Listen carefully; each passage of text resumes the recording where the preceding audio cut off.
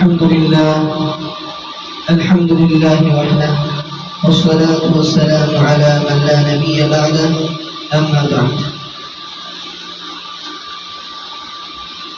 الرسول صلى الله عليه وسلم एक हदीस के मध्य इरशाद करें मा युरिदिल्लाहु बिही खैरा युफक्किहु फिद्दीन আল্লাহ যার ভালো চান তাকে আল্লাহ তাআলা দ্বীনের সমঝ দেন, আল্লাহ তাআলা তার দ্বীনের বুঝ দেন। এর অনেকগুলো ব্যাখ্যা হতে পারে। এর একটা বড় ব্যাখ্যা হলো যে আল্লাহ তাআলা যার ভালো চান তাকে আগে আল্লাহ ইলম দেন, ইলম দেওয়ার পরে আল্লাহ তাআলা তাকে সেই ইলমের উপর আমল করার তৌফিক দেন।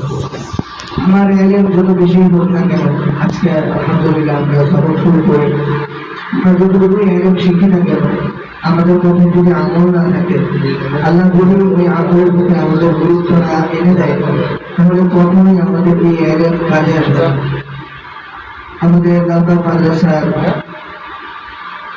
মুফতি বদরুল্লাহ গামী রাহিমাহুল্লাহ তিনি বলেন যে একটা মানুষের দিনের বোঝ আল্লাহ দেওয়া, এই দিনের বোঝটা এর অর্থ নাকি এর অর্থ হলো ওই ব্যক্তি ওই ইলমের উপর আমল করা হলো যুক্ত করেছে।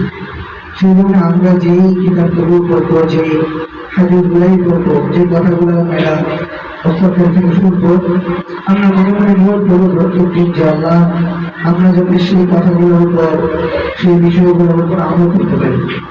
আর সর্বোপরি কিতাবের যারা মুসান্নিফ আছে, কিতাবের সাথে যারা সম্পৃক্ত আছে, মাদ্রাসা আছে, সবার জন্য মন খুলে দোয়া করবো। যদি দোয়া করতে পারি আল্লাহর কাছে আশা রাখি যে আল্লাহ একটা বড় কিছু আল্লাহ আমাকে দান করেন, তাহলে আশা করা যায় ইনশাআল্লাহ। আমার নিজের মনের ইচ্ছা থাকলে ইনশাআল্লাহ হবে। মানুষ যদি চেষ্টা করে তাহলে সে পায়, আর যে ব্যক্তি আশাই করে না সে কিছুই পায়।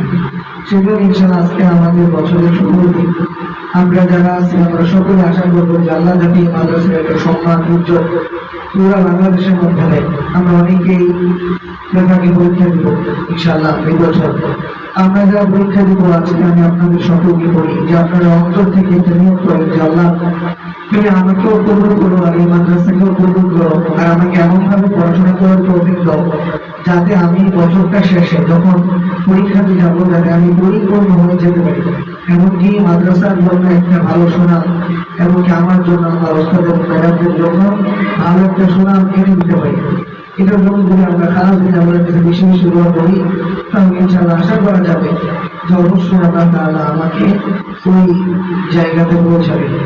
আল্লাহ তাআলা আমাদের সকলকে বেশি বেশি মাদ্রাসায় সময় দেওয়ার, ঠিক মতো কিতাবাদি পড়ার, ওস্তাদদের সম্মান করার আল্লাহ আমাদের তৌফিক দান করুন। আমিন। আখির দাওয়ানা আলহামদুলিল্লাহি রাব্বিল আলামিন।